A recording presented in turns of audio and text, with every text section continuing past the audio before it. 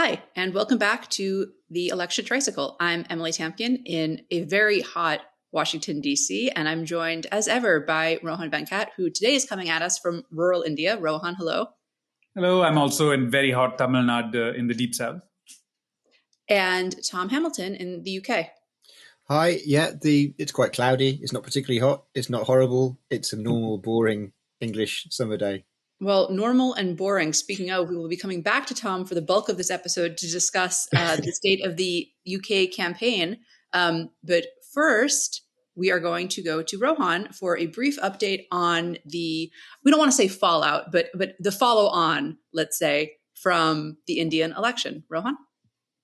Yeah, there's a whole bunch of things coming out of the big election results that we unpacked a couple of weeks ago on the podcast. And there are lots of things to still be paying attention to figure out what that big result actually means. Things we're going to still be watching. Parliament hasn't convened yet, so the big question remains how the new government will govern and how much being in a coalition will sort of temper the centralization that we saw over the last decade. But maybe what I'd point listeners to on this episode is another little election that's the fallout of the big election, which is the election for the Speaker's post in the Lok Sabha, which is the lower house of Indian Parliament, for whom people were voting for their members in this election. Why this matters is quite interesting, and one of those things we've talked about over the course of this podcast, which is that in addition to a genuine electoral contest, the BJP has often been very good at using other means to find a way to entrench its power. And one of those is to occasionally find ways to break or split rival parties, to find ways to get folks to jump over. I mean, this is not new and not unique to the BJP, but they've been particularly compellingly good at it. And obviously the temptation to do this in a result where they don't have a majority is really big. In the immediate aftermath of the results, there were lots of thoughts that the two smaller parties that have just, a total of 28 seats together might demand rather big ministries in government and so on. And what's ended up happening is that they haven't gotten major posts in the government. And so all eyes have sort of turned to the election for Speaker of the Lok Sabha, with the expectation particularly being that the TDP, one of those two big parties, will hope to get that post. Over the last couple of days, the India grouping, the opposition grouping that managed to get a much larger result than everyone expected, said that they would support this small party's candidate. Now, I'll just explain why all of this matters. It might sound like pretty arcane, electoral maneuvering after the elections. But as I mentioned, the BJP is good at breaking parties and has done that tactically over the past. The person who gets to decide whether a party is split, whether a party is actually properly divided, whether it was done legally, or just sit on those decisions or questions of disqualification is the Speaker of the House. Often at the state level, this has been politicized majorly to prevent certain parties from splitting by saying that they didn't follow the rules, or just sitting on questions of whether if they broke the whip and so on. India has something called the anti-defection law, which was meant to stop the going back and forth of leaders over the years. But that has given a lot of power to the Speaker because if you fall afoul of the anti-defection law, you're disqualified as a member. And so it's quite a strong little thing. And so it's a very curious moment where potentially an ally of the BJP to come to power might seek out this post simply because they'd be afraid that their own members might be pushed by the BJP to ensure that it has majority and is not reliant on this party. It's a fascinating, one of those slightly more inside baseball, so to speak, bits, but speaks to some of the larger things. And since we are the election tricycle, it is a little election that's coming up. The election itself is on the 26th of June, so in about a week's time. I have one question for you, which is that the other big news that came out of India recently was that authorities decided that Arundhati Roy could be prosecuted for comments that she made in 2010 under anti-terror laws. For those who are not familiar, this is one of not just India, but the world's most famous novelists and essayists, and somebody who's been very critical of subsequent Indian governments, but in particular the BJP. There were some here who took this as a sign that sort of all of the celebration from people, not just on the left, but from sort of more liberally minded people after the election, that the election would temper the BJP, that all of that was premature, that the authorities were showing that they intended to crack down as hard as ever. Do you think that's fair, or is this separate and unrelated? It's hard. It's still too early to tell, let's say, in a way. I mean, undoubtedly, if they were really completely, pushed back on this question, they wouldn't have necessarily gone ahead with this. Right. But in a sense, Arundhati is not at the sharp end of that spear. There's lots of folks in the opposition who wouldn't necessarily come to her defense. She's quite critical of leaders across the Indian spectrum. And so it may be a way of signaling that they haven't changed, but the real give and take of whether they've changed will come in much more day-to-day affairs, both politically, but also with members of the press and so on. In a way, this a big name like Arundhati, I mean, it's shocking what they've done, and the choice to go ahead with this is really disheartening. But I don't think it's definitely going to play into a bit of posturing, but it may not yet tell us how things have changed underlying. At the same time, I think to your point, and what a lot of people have been trying to say, is some of that initial sort of celebration or sense that a cloud is lifted or things like that. There's then been quite a bit of pushback saying that, like expecting those two little parties to be the conscience keepers of the country is mistaken. Expecting the BJP to change tack is also not, there's been no indication of it yet. And it's more likely at a more mundane political level where they'll just be pushed back into more consultative governance. On the more, repressive tendencies, we don't know. And this certainly isn't a good sign. I just wanted to come in on the anti-defection law because it's such an interesting, I confess to not knowing about it. And it's such an interesting feature of Indian democracy, which I guess comes out of a world in which you do have lots of smaller parties who are part of broader coalitions and alliances, and coming from a place which is dominated by two parties. And when you do occasionally get defections from one side to the other, and people do get angry about it, but it's never seen as a constitutional issue at all. And the speaker in our system just does not have that sort of role. If someone says that they don't support one party, they want to join another party, that is a matter for them, and there's really nothing anyone else can do about it. So it's really interesting to see how that dynamic is different in an Indian context and what the ramifications of that are and why it changes the role of the speaker within the House. We could do like a whole episode on the anti-defection law because it's really a complex problem that it's attempting to solve, but creates a whole set of downstream problems from there. It comes out of the 80s. And one of the reasons for it is a sense that Indian political parties are not very ideologically grounded. They're more identitarian parties. And this has been contested and disagreed about. But even the two big parties today, the Congress and BJP, you see people going back and forth between them all the time. So some of it is that. So this comes out of a movement in the 80s where it felt like people could just be induced with money or earmarks or things like that to jump ship. And so it was brought in to get rid of some of that horse trading. And it requires you for you to sort of split vote against, turn yourself into a new party. That's what you have to break off a third of your party. So it puts all these restrictions attempting to stop defections, but it hasn't really stopped people voting against or doing or it hasn't stopped horse trading. What it has done is made India's democracy much less representative. Individual members of parliament cannot, unlike in America or in the UK, vote against their own government without fearing disqualification. Unless they do it with a third of their group, they face not just, they can do the vote, but then they're liable to be disqualified afterwards.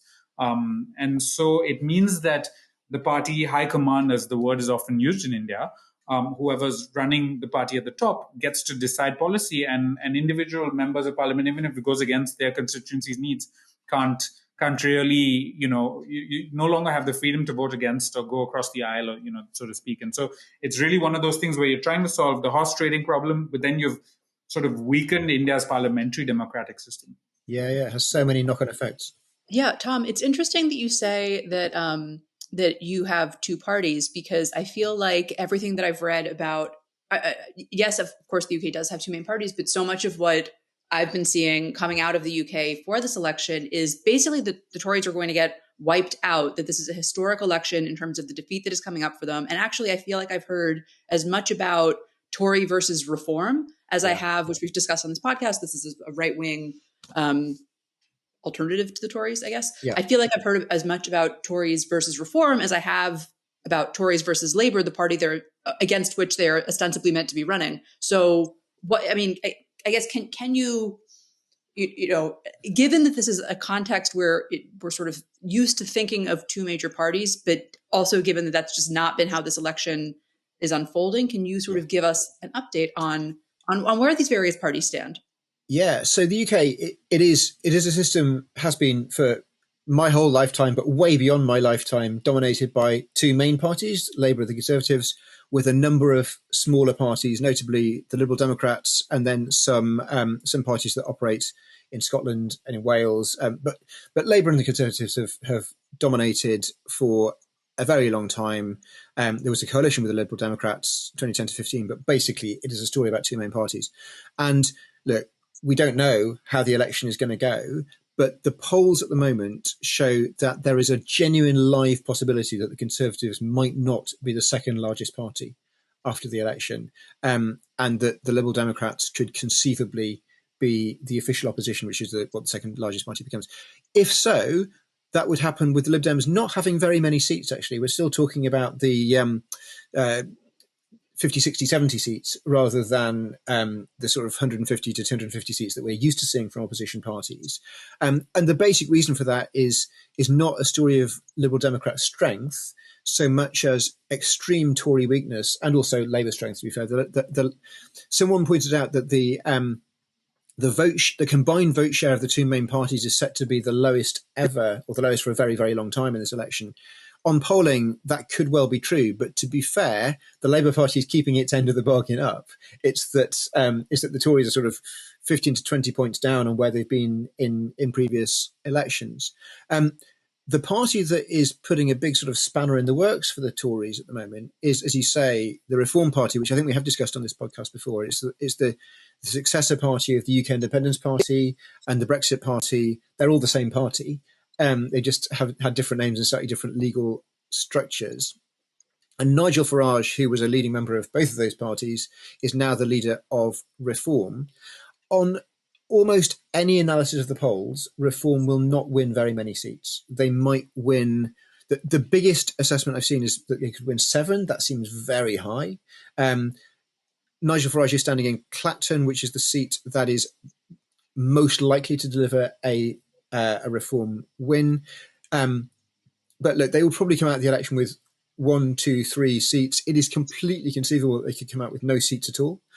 But they are on between 10 and 18 points in the polls. They are taking a huge chunk out of the Tory vote, and that is causing a huge amount of panic. In an election where not very much has happened, Labour started the election with a big poll lead. It's still got a big poll lead. It started the election set to win a big majority. It still is. But the most interesting poll, from the point of view of commentators at least, of the last week or two, was one single poll that showed the Tories coming third to Reform. And that has really transformed the debate in the UK, because it's not about whether Labour will win. It's about what the shape of the Conservative Party is after the election. Whether they come second or third on seats, they are set on current polling to have very few seats. One of the reasons for that is that Reform has taken their votes away. And Nigel Farage is quite open about the fact that he would be open to leading the opposition. He would be open to some sort of post-election deal. He thinks the Tories are a dead brand, but he thinks that he could suck up a lot of that support, both in terms of votes and in terms of MPs. And that is more interesting because it's news than a story we've had for really quite a long time about there's probably going to be a Labour government. And by the way, it really suits Labour not to be the centre of attention in this election, because if you're winning by a long way, then you don't particularly want scrutiny. You don't want people saying, asking lots of questions about what you're going to do. You want to be not the story. If they can carry on and just pick up anywhere between 38 and 45% of the vote and win by a mile, then the fact that no one was talking about them beforehand is really not their problem. And they sort of have a good unwitting accomplice in this, in Farage, who has been like a fixture in not UK politics, but conversation around UK politics for as long as I can remember, who's sort of respectfully buffoonish, but who presents a but who's nevertheless had a huge impact on the trajectory of 21st century UK politics. Yeah, I mean, there's no getting away from the fact that he's a really significant figure. He's a major reason why UKIP started to do really quite well. Right. He's a major reason, therefore, for David Cameron choosing to call a referendum on leaving the European Union. I think people who worked on that campaign would say that it was important that he didn't lead it because they wouldn't have won if he'd been in charge, but he was a major figure within that campaign. Britain has left the European Union, and for the last decade or more, so much Conservative Party behaviour has basically been motivated by fear of Nigel Farage and what he might do, and the fact that he can cannibalise a chunk of the people that they think of as their natural supporters. I mean, we were sort of talking about this last week within the context of the European political system, people saying, well, the center held. And it's like, okay, well, if the center holds because you've taken on the policies of those to your right, center didn't hold anything. Yeah. You have only adapted policies that you were at one point in the center in order to prevent. Yeah. And I wonder, David Cameron called for a Brexit referendum. Like, no one made him do that. You know, the fact that everybody's discussing the fact that this plane to Rwanda has been in the discourse for as long as it has, like, for why, right? Why did you take this on as a talking point? But they did. Yeah. And in all cases, it's not that it was just Farage / party to the right of the Conservatives, right, although that was clearly decisive. It's also that there have always been people within the Conservative Party who've also wanted that. So there was always a strong Eurosceptic tendency in the Tory Party. There is a right of the Conservative Party that historically hasn't been the dominant part of it, but is really electorally significant. No leader can win without having their backing or survive without their backing, and there is always pressure to move to the right. And the sort of conventional electoral wisdom has been, well, hang on, that's not where elections are won. But these things are always more complicated than that because voters never exist on a straightforward left-right scale.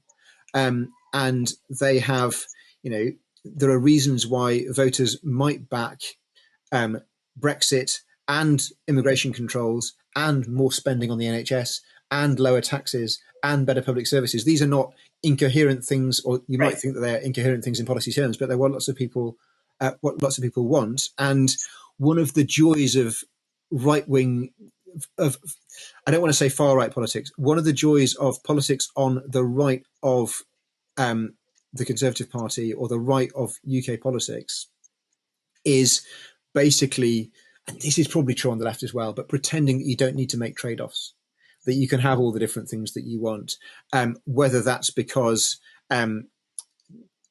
you can cut taxes and growth will come and then you can just spend it all on public services and it's fine, or because on the left you can just tax the rich and they'll be fine with that and then you can spend all the proceeds on nice things. These are things that tend to get tested in opposition more than they get tested in government because in real life they don't really work. It's just funny to hear you make I think you're completely right. But it's funny to hear the argument presented as a critique of the right, because I think so often, at least in the US context, oh, that's completely unrealistic, is a critique one hears of the left. So for example, there's this primary going on in New York right now between Congressman Jamal Bowman and his opponent, George Latimer. And Bowman was on a radio show in New York and they listed out what he supports, and which is like, universal childcare, and this will be paid for, and that will be paid for, and said, your opponent says that's aspirational. Like, what do you say to that? And he laughed and sort of said, was it aspirational to, I don't know, all these things that have happened in American history? Like, was that aspirational? And I think, they're both right? Mm-hmm. Like, yes, these policies are aspirational. Yes, also it's true that, things have happened in this country that previously would have been scoffed at. but we hear that a lot on the left. And we hear much less of like, hey, actually, if we implement Trump's policy, that's going to really hurt America's economic standing in the world. Yeah. Right. Like it's just not, at least in the US context, the right, for reasons that I don't totally understand, is presented as more realistic or more grown up or more tied to reality, even though like we all saw, like, even though we can all read the policies and can all understand their implications. That's really interesting. No, go on. So yeah, this is one of those things where, I mean, we might talk about this next week when we potentially turn to France. But one of the great things we've talked about on this podcast a lot is the legacy of Liz Truss, and it's really funny to see Trussian economics coming up as one of the reasons not to vote for the far right in France at the moment. Mm-hmm. People are actively talking about, a Liz Truss type situation if Le Pen comes to power in France. And so you have suddenly this idea that the right may not be the economically grounded one. Yeah, I think it is completely conventional wisdom in a UK context that policies that the right of the Conservative Party want to adopt and that Reform are pushing, they might have some electoral temptations. But and I'm not trying to make an argument beyond expressing what the conventional wisdom is, although I do also think it. Let's not pretend I don't work, right, in policy terms. Right. And some of that is about what Liz Truss has done. Some of it is about the fact that the parties of the right that have been in charge, or the party of the right really that's been in charge in the UK in the last 15 years or so, has done some things that are ideologically quite right wing, but has also couched it in quite pragmatic terms most of the time. And there are certain things that they have not done. They haven't left the European Convention on Human Rights or scrapped the Human Rights Act. There's a lot of concern about various Blair era Labour reforms that they haven't swept away, and the reason they haven't done it is because politically it was too difficult to do, combined with actually the ministers in charge didn't think it was worth doing. Mm-hmm. So one of the problems the Tories have had recently is that some of the things that they are now saying that they'd like to do, one of the reasons they haven't done them already in 14 years is because they're a little bit mad. No one else has brought back national service because, come off it, no one wants to bring back national service. Right. Well, it's interesting in that I feel that it seems that for this UK election, like actually the critique of the candidate, he's not super left wing, but the criticism of Keir Starmer is basically like, wouldn't it be nice to dream just a little? Yeah.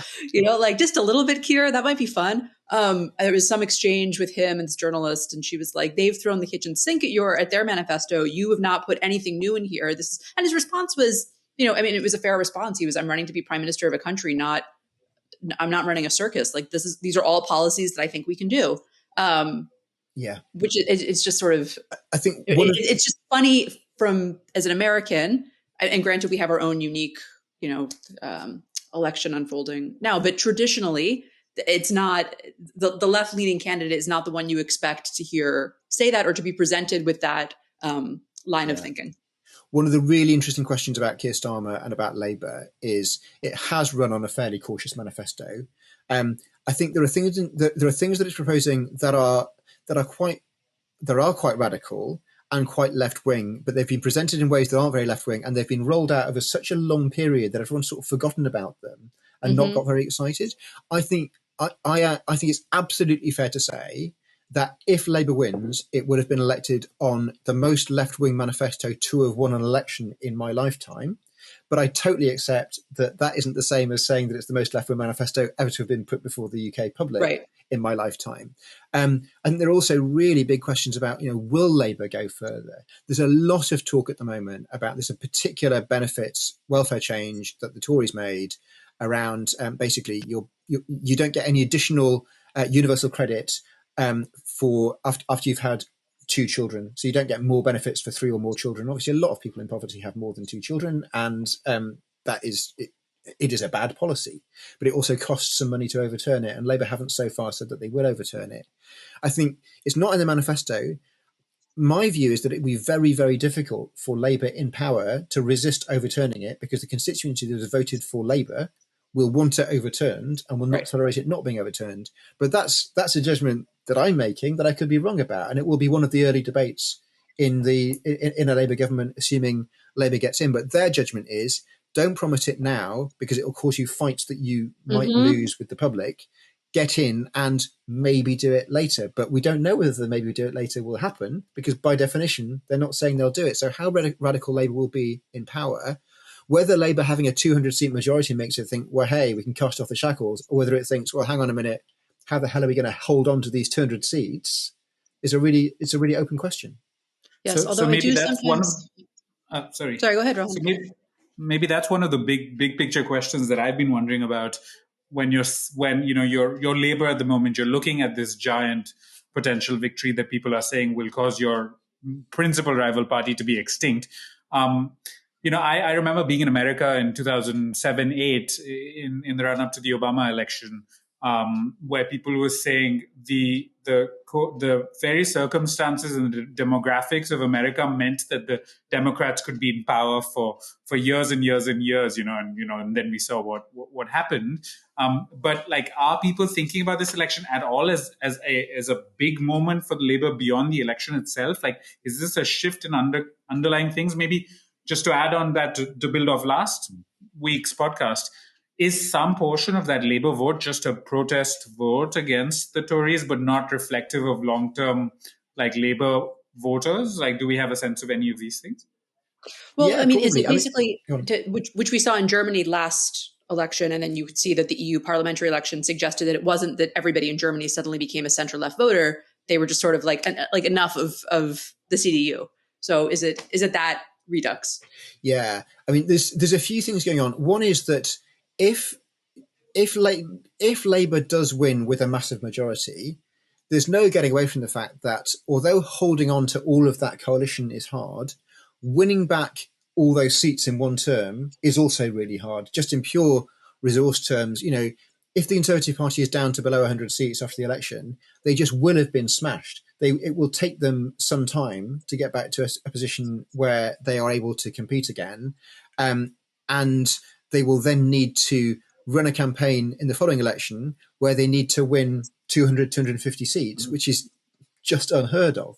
That doesn't mean it can't happen. And one of the big questions is what Labour needs to do to hold on to the coalition it's assembled. And we've talked before on this podcast about, at the moment, the Greens are clearly not going to stop Labour winning an election. But they could conceivably become a much more significant party of opposition over time if Labour is the government, because there are people to the left of the Labour Party or voting Labour now, but whose views are to the left of the Labour leadership, who could well be peeled off in the other direction. So Labour's going to have to think about that. But yeah, the idea that that even if Labour gets a big majority, it's definitely going to be in for 10, 15 years. I don't think Labour is thinking like that yet. And there are big challenges that come with having a big majority. If you have a situation where you've got, 250, 300 backbenchers, and most of them are never going to have a chance of being ministers, and they're all bright, ambitious people who've decided to take on a political career, that is hard. That's hard to manage. Mm-hmm. What do these people do? That's what the anti-defection law is for, Exactly. Yeah. Yeah. In the UK, this will not happen, by the way, but there's nothing to stop 100 of them breaking off and forming their own new party just for a laugh, right? They could do it. They won't do it.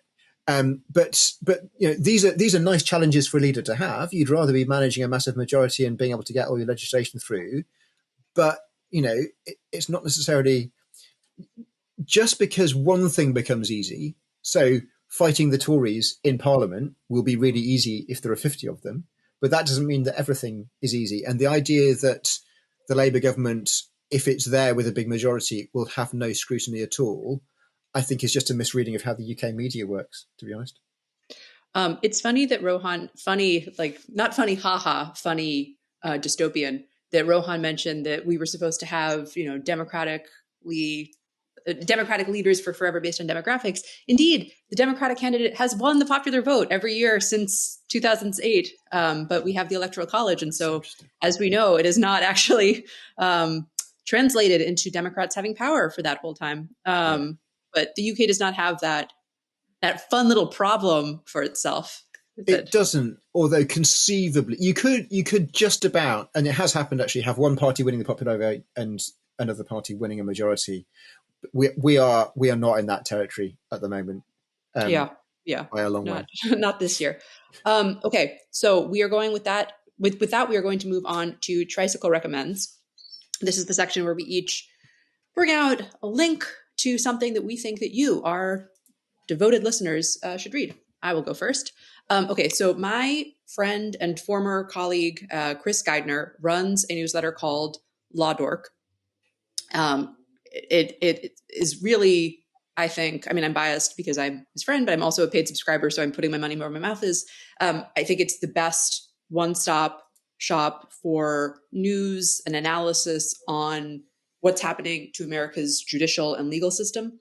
What's working its way through the courts, what people on the courts themselves are doing, how that is related to the political process. I think we often see talk about or discussion of courts in like just in a political context, and sometimes we see discussion of just what's happening in the courts. And Chris really brings those two narratives together really nicely. So the piece I'm recommending this week is on Law Dork, and it's called Trump Heavy Courts Block Biden LGBTQ School Protections in Many States. The subhead is Courts have been increasingly protecting gender identity and sexual orientation discrimination as types of sex discrimination. Then came the Trump appointees. I think this is incredibly important. I think that we're going to see, and actually we'll probably talk, I know because I have some say in it, that we'll talk more about the stake of this election on our courts. It's important to remember, like Biden this week, I think, said, this election, there's going to be 2 more Supreme Court justices. Totally, that's true. That's a huge threat. But it's not just the Supreme Court, right? There's many courts in the land that have presidential appointees. And so I think, and there's been a lot of focus on, rightly, on what this election will mean for reproductive rights and the court, for abortion, for birth control, for IVF, for all of this. But it's I think right and appropriate to also bring attention to what it will mean for sexual orientation and gender identity and LGBTQ rights. So we will put that in the show notes. Rohan. I'm just going to jump off a little bit away from the day-to-day of Indian electoral politics and so on to point to a policy research working paper, so something a bit more nerdy, maybe not for everyone, coming out of the World Bank, but that points to something larger that we talk about, which is democracy more at the very local level in India. So this is called 250,000 Democracies. It's a literature review essentially of village government, which in India we call panchayats in India. It's by Siddharth George, Vijayendra Rao, and M.R. Sharan. It traces through the literature review of the panchayat, which is a village council, a village gathering, a community gathering in various forms that has existed across India for the last 2,000 years in many different forms, obviously, but has been the source of a lot of interesting deliberation about how democracy ought to work, or deliberative representative government ought to work. It's been contested exactly what level of democracy is involved here, but some level of governance that's representative. And so these folks do, and there's a thread on Twitter for those who don't want to necessarily go and look at the whole research paper, which I'd be happy to put that up. Tom. So I'm going to recommend 2 pieces, but I'll do it quite quickly. The reason I'm going to do 2 is I had one, and then all this talk of a Labour supermajority made me realise that there's another piece that I should probably recommend. And the piece that I think I should probably recommend, which I do genuinely recommend, is a piece by a British pollster called James Kanagasuriam, who is the man who came up with the idea of the Red Wall, which was the group of Labour seats that fell at the last election to Boris Johnson. They'd actually started to fall under Theresa May as well, which were basically seats which were demographically similar to seats that had already gone Conservative, but for some reason had not already done so. They were more loyal to Labour than others. Anyway, James has a piece in the Times this week on Labour's current electoral coalition, headlined "Labour's winning coalition may be another political sandcastle." And the idea is that although Labour has got, unless things change enormously, it's going to win big. It's definitely ahead in the polls by a really long way. But he's looking at the way in which, although they've got a lot of votes at the moment, that political coalition might be just as shallow as Boris Johnson's was and could crumble away quite fast. So you could end up in a world where, although they've got a majority of 1 billion, they could still potentially find it falling away. Just looking at some of the demographic reasons why one might think that might happen. So that's worth a read. The other thing I was going to recommend is a podcast that I listened to over the weekend, a podcast series which I recommend in general, which is about American politics, called The Last Best Hope. It's a British series about American politics. It's a particular episode about the 1984 US presidential election 40 years on, framed as we have an incumbent president running with concerns about his age, and what happens next. And what happens next is very different, to be fair, from what appears to be happening now in America. And that's true whoever ends up winning this presidential election. But it was a really interesting discussion of our campaign from 40 years ago, how it played, some of the amazing lines that we used. There are some very famous lines, but I was really struck by Walter Mondale accepting the Democratic nomination and immediately saying, "If I win, I'm going to tax you more," which is an absolutely bananas thing for a presidential candidate to be saying in campaigning terms, and may help to explain why President Mondale never happened. But yeah, I recommend that. The Last Best Hope, morning again in America, the 1984 election, 40 years on. All right. For those of you who want to hear more Brits talking about America, my favorite thing. No, just kidding. I'm sure it's great. No, we'll put all of that in the show notes. Regular listeners, we have to say goodbye now, unless you would like to become a premium subscriber, which you can do by going to tricycle.helpwave.net or by becoming a paid subscriber to my newsletter, emilyctamkin.substack.com. Rohan already sort of hinted at this, but next week, our little tricycle will be going across the channel to France. So we hope you'll be back for that. Premium listeners, stick around. Regular listeners, thank you so much for joining us today.